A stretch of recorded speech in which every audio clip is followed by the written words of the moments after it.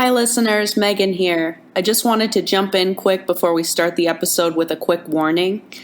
This episode contains some audio that some listeners may find disturbing. We are discussing a murder of someone where the audio was essentially captured on a Ring doorbell camera.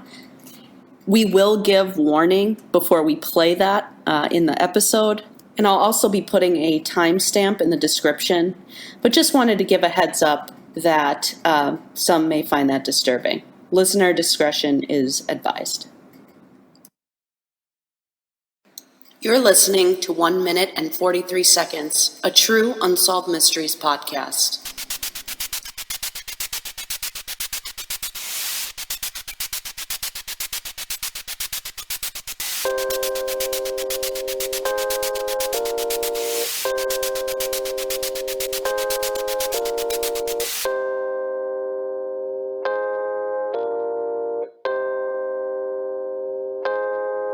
Well, welcome to the show, guys.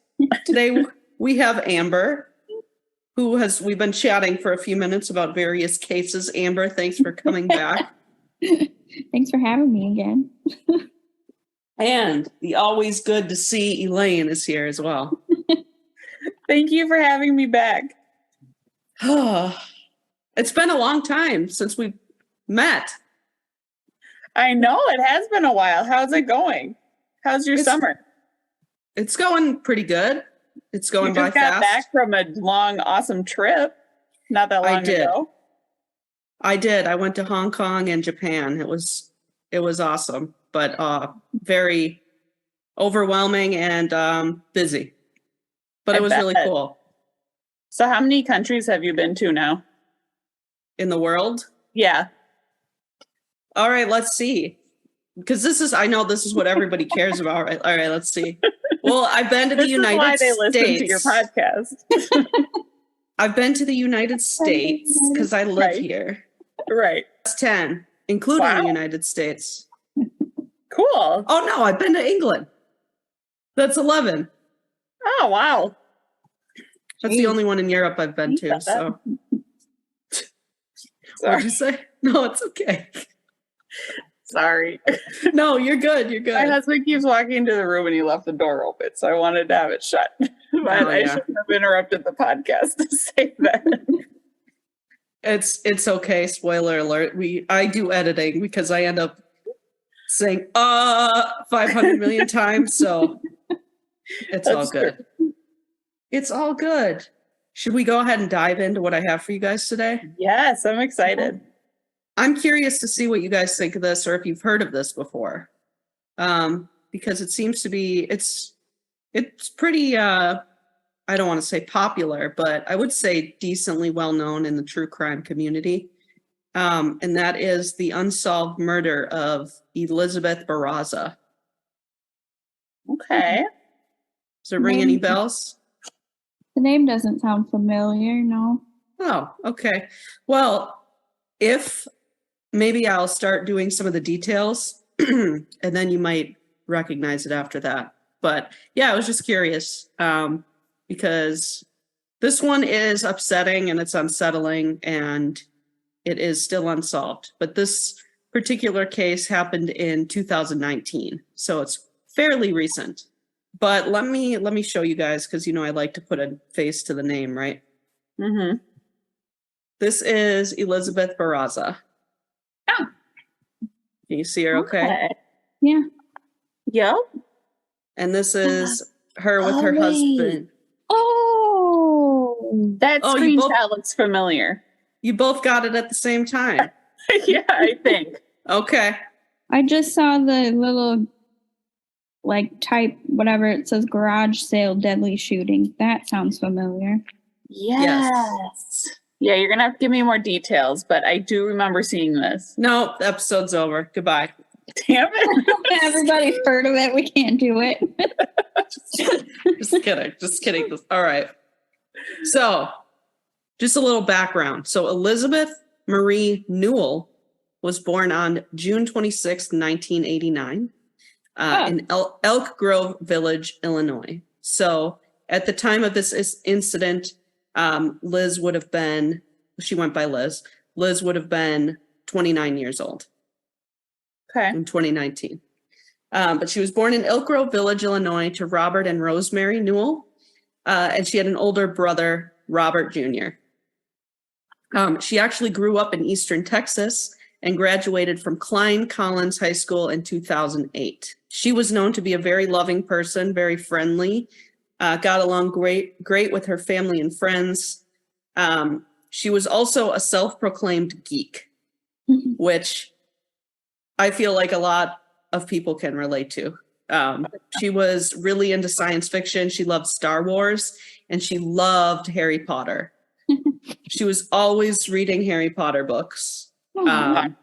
Yeah, so that's kind of the person she was. She also liked to design costumes, and she would make costumes for her various, she would go to a lot of these conventions or whatever, these Comic-Cons things. Mm-hmm. I don't know a ton about those, but she would go to those and she would always design costumes for that. So pretty cool. And it was actually at one of these Comic-Cons which you guys know what that is. It's a comic book convention. Just for those who don't know what it is. She met her husband at one of these Comic-Cons. They got married in 2014, but they got along really well because they both were into Star Wars and all this kind of stuff. Mm-hmm. They joined a group called the 501st Legion, which is like an international collection of Star Wars fans. And they dress up and go to these conventions. Yeah. She also did a lot of charity work, and she actually would dress up and cheer people up at a local children's hospital. So, that's nice. Yeah, she seems like she was just a really, really nice human being, which makes this all the more tragic. Mm-hmm. So she marries Sergio, her husband, in 2014. In 2017, they bought a house in the smallish town of Tomball, Texas, which is a northwestern suburb of Houston. Okay. So fast forward to 2019, which is when this event occurs. Sergio and Liz were getting ready to celebrate their 5th wedding anniversary. So to celebrate, they decided to go to Disney World in Orlando. And also, of course, they had to hit up Harry Potter World while they were there. So they booked their trip for January 27th, and they were in the process of packing their belongings. Sadly, Liz would not make it to that trip because of events that we're going to talk about now. To get a little extra spending money for their trip, they decided to have a garage sale. So this was going to take place on Friday, January 25th, and then they were going to leave for their trip, I believe was that Sunday or that Monday. But either way, so they're getting ready for this rummage sale, right? Mm-hmm. They get up super early on Friday. 6:08 a.m. to be exact. Liz goes to Starbucks. She gets home at 6:16 a.m., so just 8 minutes later. Oh. Right? Did I do that math right? Yeah, I did. Yeah. And then for the next 30 minutes or so, she sets up her rummage sale. So just before 6:50 a.m., it was time for Sergio to leave for work. He gives Liz a kiss, tells her he loves her, and he gets in his car and leaves. This is actually crazy. So I want to say he left at like 6:47 or something. At 6:51 a.m., a black Nissan Frontier is spotted on nearby Ring doorbell footage, driving towards the Barraza's home. Just after that, a figure is seen exiting the vehicle and approaches Liz as she continues to set up. This person appeared to be in some kind of costume. It looked like they had a wig on. It's hard to describe because of course, every surveillance video we talk about in true crime there's got to be some issue with it, right? It either doesn't work or it's super grainy. But anyway, this person was in a clear disguise. So, and at this time in the morning, it was still getting light out. So it was a little bit dark still. But anyway, this figure approaches Liz. Liz says, "Good morning," to this person. And people have theorized that this good morning was more like to somebody that was unfamiliar, not like oh, hey, or oh, hey, good, like they've recognized the person. Based on the way she said good morning, it sounded more like this is just a stranger, right? So there's audio of this? There is audio, and we can get to that in a second. What's it from? Does she have a Ring doorbell? She has a Ring doorbell, and then some neighbors had it too. So there's one where you can hear the audio of this happening, and there's one where you can see the video. Again, it's very grainy. That one does show the murder take place. Again, it's not, you can't see it super well, but I don't have to play that if you guys don't want to see it, but I can. But anyway, I'll explain what happens, and then I can show you the footage if you're interested. Yeah. Anyway, so she says good morning. She says it like cheerfully. This person looks like they're in a long coat or a bathrobe, and then either a wig or they just have long hair, but most likely a wig. What's so chilling about this is for 8 seconds, Liz talks to this person. Okay. You can't make out what they're saying. I mean, people have tried, but you just can't make it out. Yeah. Then the disguised person pulls out a gun, shoots Liz at point blank range 4 times before he or she sprints back to their car and drives away. Holy crap. Now, moments after driving away, whoever this person was circles back around in their car to see, most likely to make sure Liz is dead. Wow. So having heard these gunshots, a neighbor of the Barrazas calls 911. She tells a local news station as she cries that she heard 3 quick gunshots right in a row and then a 4th one shortly after that. 7:21 a.m. Well, actually before that, let's show you the footage. Do you guys want to see the footage, or would you rather not? Sure. Okay. Yeah. I've always thought it would be really hard to commit a crime now with so much surveillance all over. Like every store has surveillance. Now people have Ring doorbells. So there's like, how on earth? And this guy was caught on surveillance by multiple people. And somehow it's still unsolved. That's crazy. All right. So now what I'm going to do is show you this short clip. Okay. Okay. This is 2 minutes long, but it does show some of the surveillance. So Video be the key to solving the murder of a young woman gunned down at her garage sale. Cops say it shows a clear picture of the vehicle the killer was driving. 29-year-old Elizabeth Barraza was in front of her home in Tomball, Texas, setting up for the garage sale. At 7 a.m., a shadowy figure with long hair wearing what appears to be a bathrobe walks up. Elizabeth says good morning, but she seems startled. Then the killer shoots her 4 times at point-blank range. We're not showing the actual moment of the slaying. The killer sprints away, jumps into the pickup truck, and hightails it out of there. According to police, that truck was seen casing the neighborhood the night before, and that morning waiting for Elizabeth's husband to leave. Detectives released this photo of a truck they believe is similar to the one they're looking for, a Nissan Frontier 4x4 with a Pro 4X sticker. I spoke with Elizabeth's husband and father. What do you hope this video does? I hope it leads to a key thing that the detective can use to give him a break in this case, to let him figure this out. That's our hope with all of this. Is there any clues in this video that you see? This person that did this was very deliberate.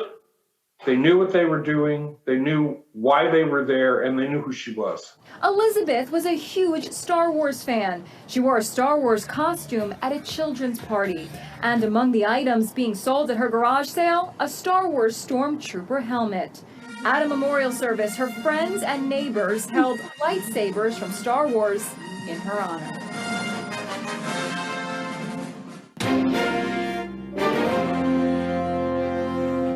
Before I get your reaction, actually, to that, I would like to just close the loop on this with the final details. So after this happens and the assailant, circles back to make sure she's dead, they call 911. At 7:21 a.m., a helicopter life flight arrives on the scene and flies Liz to a nearby hospital. Sadly enough, this is the same hospital that Liz had volunteered at so much, and cheered up those sick children in her Star Wars costumes. She was taken to that hospital. Meanwhile, they alert Sergio, who had just arrived at work.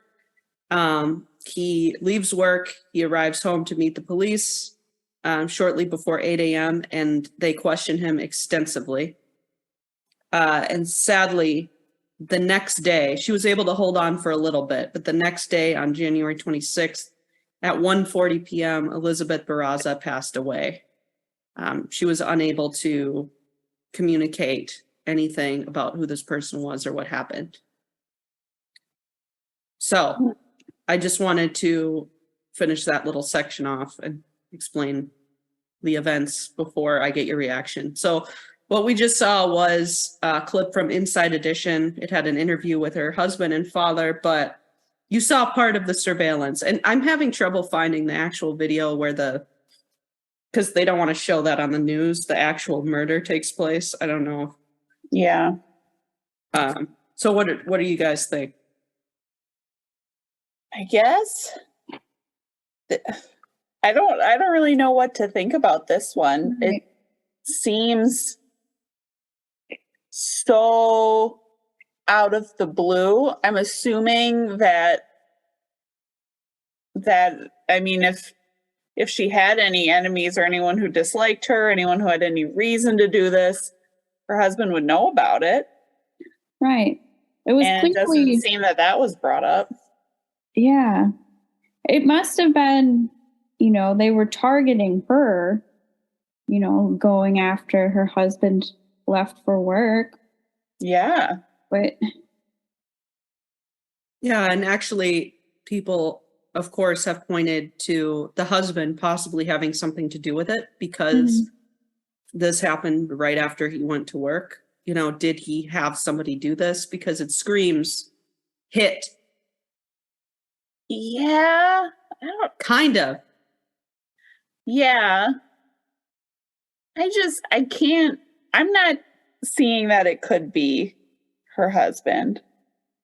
I don't necessarily believe that it was her husband either. I mean, from what I can see, just from his, interviews, not that I could, I have any sort of sixth sense about this, but I don't get the vibe that it was him either. Mm-mm. And just to clarify and to reiterate what was in the video, this person, whoever did this, cased out the house in the middle of the night before Right. at like 2 a.m. Yeah. So it's clearly targeted for her. It was premeditated. Yeah. And so the police have a vehicle. That's They what's wild. have video footage and audio of it happening. Do they not have any leads? They do not. Do you guys want to hear the audio one? Yeah, if you have it available. yeah. Just so you guys know, you can hear the gunshots on this, so just be mindful if that's something that's going to bother you. This is the camera. This is the view from the camera. You don't see what happens on this video. Okay. So it is a video, but this is mainly audio. Okay. That makes sense. Okay. Mhm.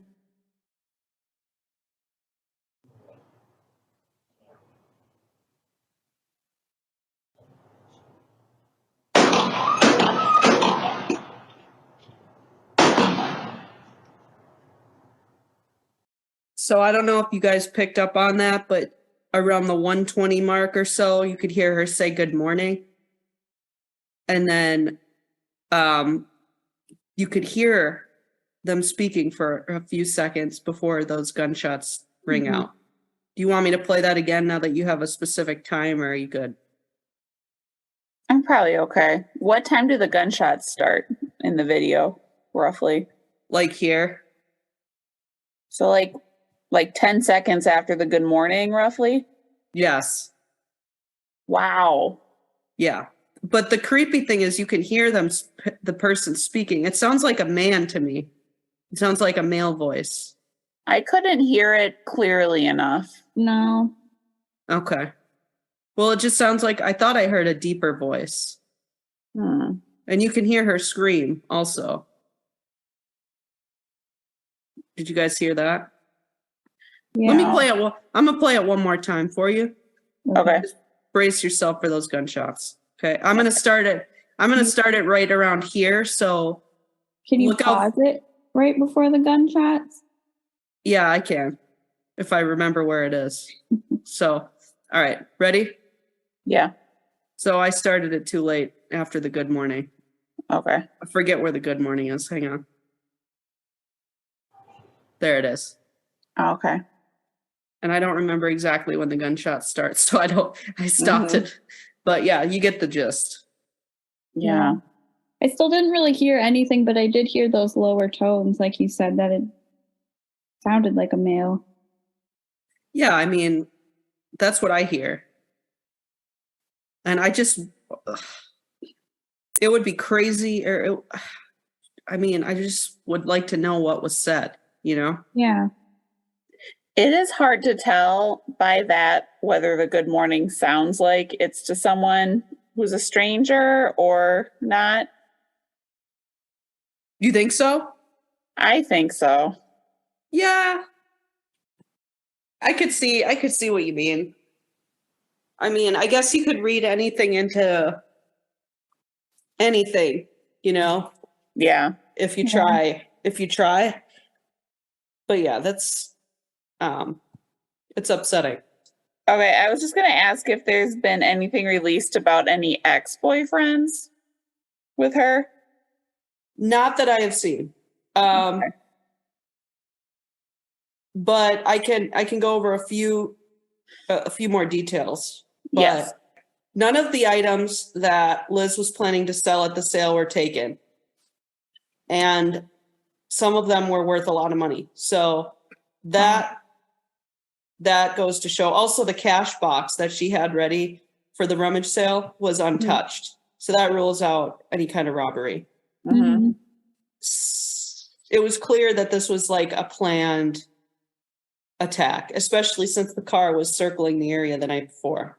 Yeah. And that's what I find absolutely insane is that they have a vehicle, they have audio, and they have visual evidence. I know. They still can't get this person. I don't understand how this is unsolved. I know. But police have not been able to determine who her killer is or why she was a target because there was no known trouble in her marriage, as far as anyone knew. Mm-hmm. There was no apparent signs that she had made anyone angry. She had no criminal record, and she didn't have any involvement in anything nefarious. Some people theorize this could have been a planned hit, explaining why the car may have been circling the area in the early morning hours. Yeah. Yeah. So now we can go over the timeline. Okay. All right? Yeah. So Thursday, January 24th, 2019. They put up some signs for the rummage sale on this day. And remember, the rummage sale is going to take place the next day on Friday and on Saturday. Okay. At least that's what they have planned. Yeah. So Friday, January 25th, 2019, around 2 a.m., the black Nissan Frontier is observed on neighborhood cameras driving by Liz and Sergio's home. 6:08 a.m., Liz drives to the local Starbucks to get coffee. 6:16 a.m., Liz arrives home to begin setting up for the garage sale. Between 6:17 and 6:47 a.m., Liz and Sergio start arranging items outside on the driveway. 6:47 a.m., the Nissan Frontier arrives and pulls into the neighborhood Princeton Place Drive from Kendall Road and then drives into the Goddard School parking lot. Oh. 6:48 a.m. Oh, this is really crazy. 6:48 a.m., the Nissan Frontier leaves the Goddard School parking lot to conceal on a different street. 6:48 a.m., Sergio leaves the property to go to work. And 6:51, the Nissan Frontier comes back into view and heads towards the Barraza home. Wow. Go ahead. Keep going. No, you go. So they sat and waited for him to leave? Yes. Isn't that nuts? Yeah. Yeah, I didn't actually pick up on that. Like, I thought the person showed up a few minutes after, which would mean clearly they knew when he was leaving. But I didn't realize until now that the person actually was hanging out until he left. Yeah. 6:51 a.m., the Nissan Frontier comes back into view and heads towards the Barraza home. 6:52 a.m., the murderer does a 3-point turn on Cedar Walk, parks behind Liz's car, and then exits, walking towards the driveway while Liz is still setting up. Okay. 6:52 a.m., Liz says good morning. The murderer speaks to her for about 6 seconds. There are 3 quick shots, then a 4th shot delivered point blank once Liz has collapsed to the driveway. The whole incident overall takes about 30 seconds. 6:53 a.m., the murderer sprints back to the truck and leaves. That same minute, 6:53 a.m., a neighbor across the street calls 911 to let them know that he heard 4 gunshots and observed the vehicle leaving. And somebody else also calls 911 around the same time and actually sees Liz laying in her driveway. Oh God. Okay, another person. So 3 people called 911. Anyway, 6:55 a.m., the murderer exits Princeton Place subdivision and does a U-turn to re-enter the neighborhood. The truck is captured on her doorbell cam, Liz's doorbell cam, passing back by her house. This is presumably to verify that Liz is dead. Mm-hmm. And this is after 3 people called 911. That's right. Okay. So 6:58 a.m., which is, God, that's 6 minutes after the murder. The police arrive on scene. Wow. And they secure the scene. 7:19 a.m., they clear the home. Oh, this is upsetting. It's unknown the time, but the truck is tracked on several commercial cameras, but is eventually lost in an area with no camera coverage. Oh my gosh. So disappointing. And the timeline continues based on when Sergio arrives and details about when she's flown to the hospital and things like that. I'm happy to go over that if you want, but those are the really crucial details. What I find, and then I'll shut up and let you guys talk. What I find so unnerving about this whole thing is the amount of time it took was so quick. Right. Yeah. I mean, you've got her husband leaving at 6:48 a.m. and she's dead. Well, she's not dead, but she's shot by 6:53 a.m. Yeah. And that's just so creepy and so chilling. It's just like, this was clearly something planned and set up with her as the target. And it's like, why? Because nobody can figure out why. Because she was such a nice, lovely person. Mm-hmm. Anyway, let me, I'll shut up. Let's hear your thoughts. I think it's crazy that they caught video of this truck from multiple sources, multiple homes and commercial areas, And so the police have to be pretty confident about the truck. So, like, they know the vehicle. Are they, like, searching everyone who owns that vehicle, I wonder? That Also, would be what I would do. Since they have video footage of the perpetrator, Mm-hmm. there must be a way that they can roughly determine a height, right? Just by, I think so. I don't know. They can figure that stuff out. So they've got quite a bit of information about this person. I think the problem is with how like grainy and unclear it is. It's not. I wonder how big of a town or this is. Like if I don't know if that truck came from a different town, nobody. Yeah, that's true. Or maybe just a lot of people drive trucks in that area. That could be. So Tomball, Texas, which is where this happened, was about 12,000 people in 2020. Wow, that's pretty small. Yeah.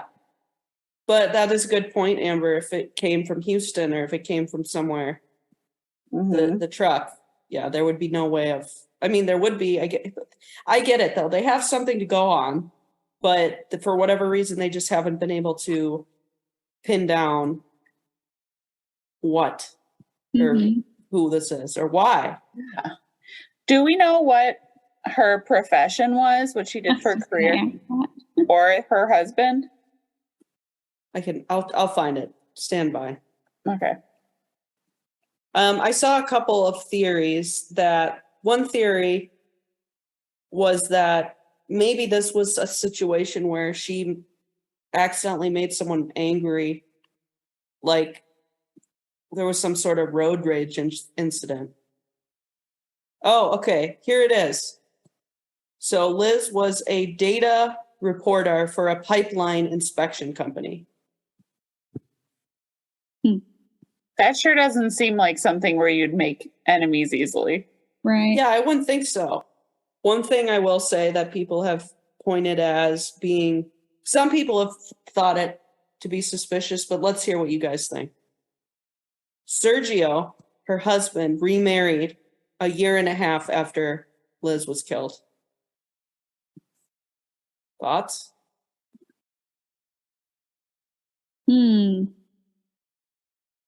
I don't know. Depends maybe when they started seeing each other. I don't know. I mean, it's just so hard to say because I've never been in a position like that. Like, how long does it take after you lose a spouse? If he was really lonely, what did he like actively seek companionship pretty quickly because he was just so lonely? Is that right? Bad thing? I don't know. Right. I've seen that. People say that. You know, some people just can't handle the grief. Yeah. He could have waited 6 months and met someone and they could have been together for a year. That's like, it's kind of quick, but it's not terribly quick. Do you know, like, what was that interview, Inside Edition? Do you know, like, how long in between when she died and he did that interview? How long it was? I just wonder, like, how he was close to the event. Like, if he... Yeah, because he was very level-headed in that interview. Right. Yes, that's a good point. Let's see. Oh, this was, I think, actually pretty recently. So like earlier this year. So a couple years, it seems like a couple years had passed. Okay, I found a different interview. Do you want to see it? Sure. It's only 2 minutes long. Okay, sure. A husband desperately wants an answer to who killed his wife. It has been nearly 5 months since Liz Barraza was shot and killed in her driveway in Tomball while she was setting up for a garage sale. Investigators still have no idea who did it or why. Photojournalist Eric Derelia sat down with Liz's husband, Sergio. Here's his story in his own words. The relationship we had together was just honestly something out of a storybook. She was just super kind, super giving.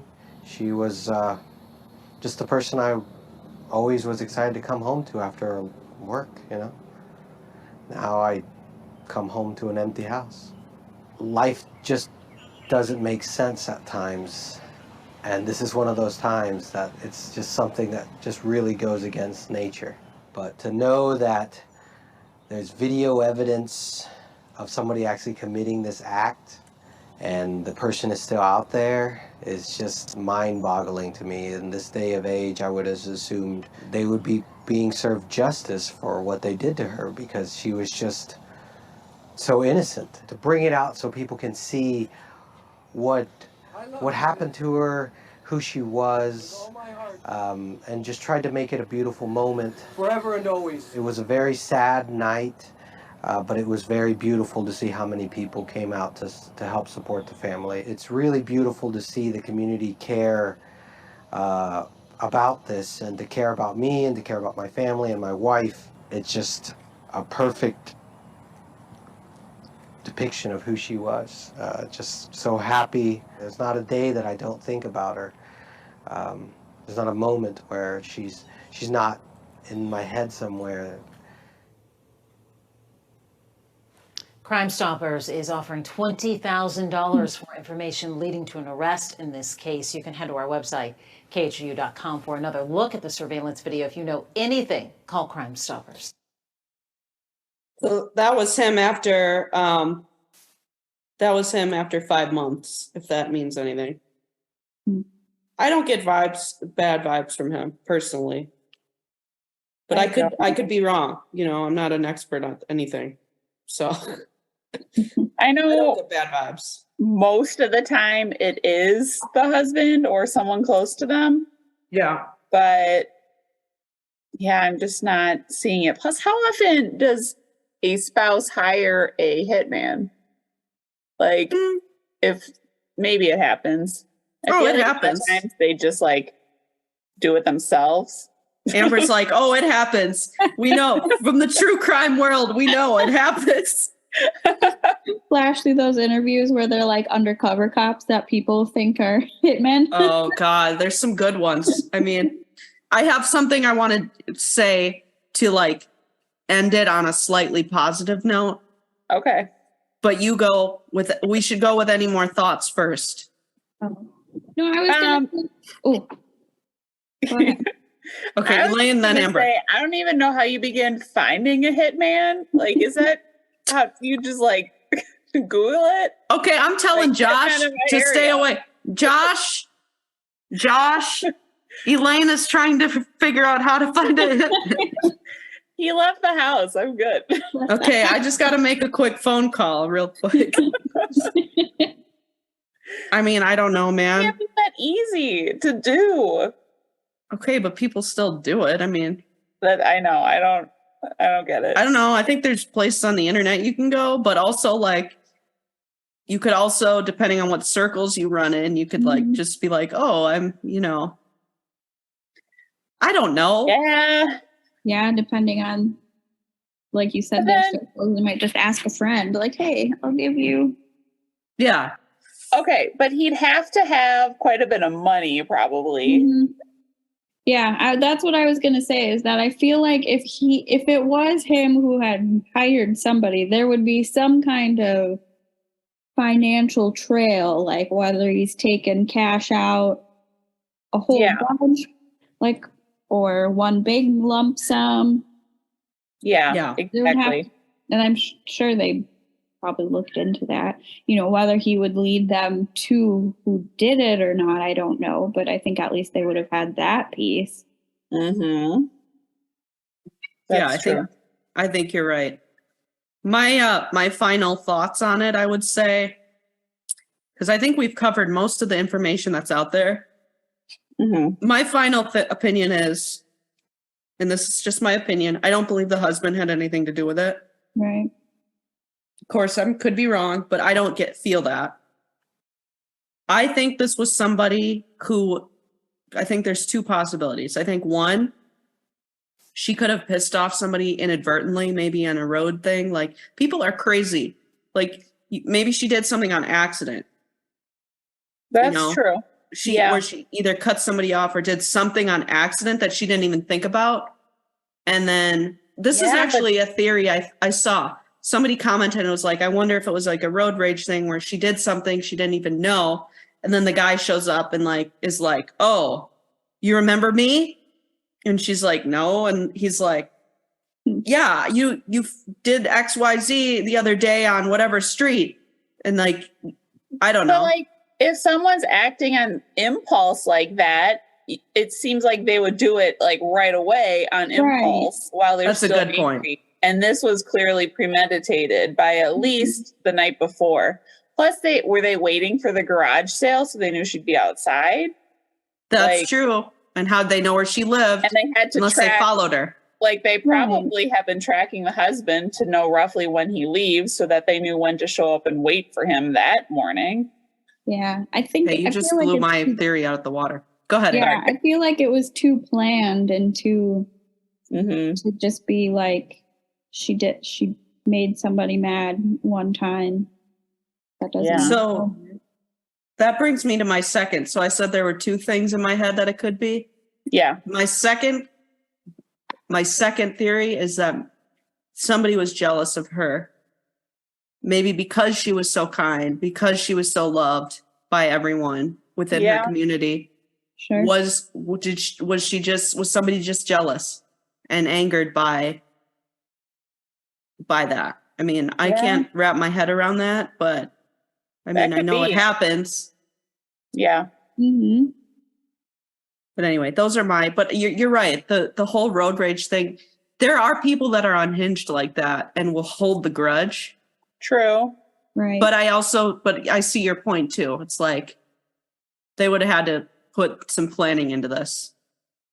Unless she inadvertently did something really terrible, like a hit and run. And then, I mean, that would really stick with a person.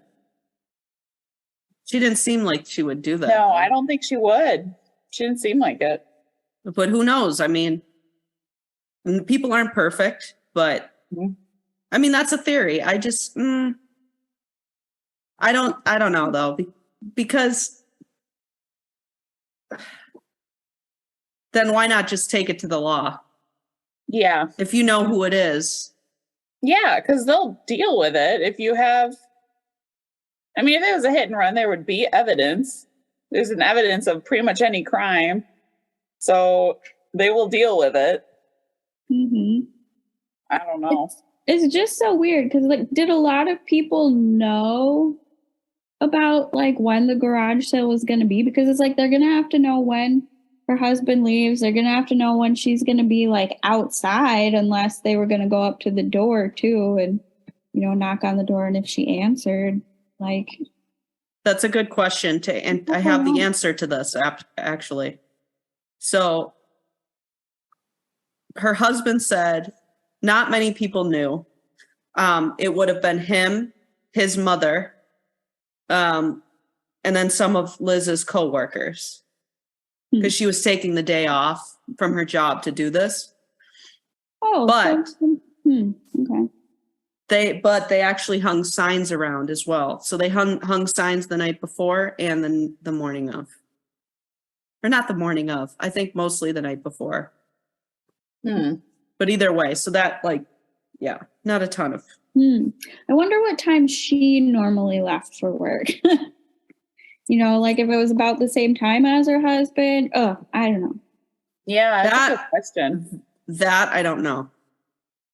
Yeah, if it was slightly later, then maybe they were planning on catching her before she left for work, and she just happened to have a garage sale instead. Yeah. Yeah, that I don't know. The one thing I did want to say, just to like put a slightly silver lining on it, if there ever could be a silver lining. So Liz was actually an organ donor. Oh. And she passed away. She actually saved the lives of 4 people that were waiting for organs. Wow. That's awesome. So she was able to spread her kindness even after her passing. And the other thing I wanted to mention too was there's a $50,000 reward that for anyone that leads to the arrest of the person responsible for the murder of Liz. And the funds were actually raised in part by Peter Mayhew, who is best known as playing Chewbacca in Star Wars. Oh my gosh. Isn't that amazing? He did that. That is really cool. But yeah, so if you have any information about the murder of Liz Barraza, you can call the Crime Stoppers of Houston tip line at 713-222-TIPS. And all tips, or all calls rather, are completely anonymous. But yeah, those were the two things I wanted to mention because that's kind of sweet. But it's really messed up that they don't know who this was, and I hope they find out. I mean, 2019, it's been 4 years. Yeah. I mean, crimes have been solved way longer than that, so hopefully they come up with something. Yeah, hopefully. Yeah, I would definitely want closure for something so random like that. Yeah, it just seems to everyone that knew her that it was just unexplainable. So yeah, that's the case of Liz Barraza. Yeah, that one's really sad. Yeah. I mean, they all are. But I told you it was upsetting. yeah. It's an upsetting one.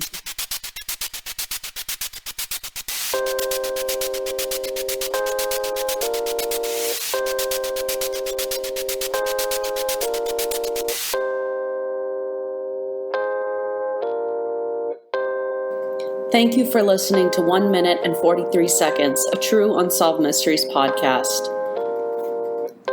For source information, please visit 143mysteries.com.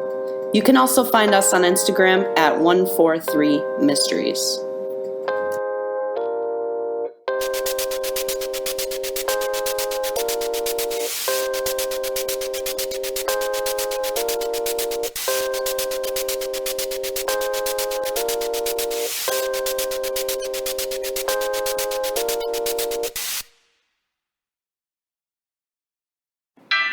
One minute and 43 seconds is dedicated to my number one fan. Thanks, Dad. I love you and I miss you.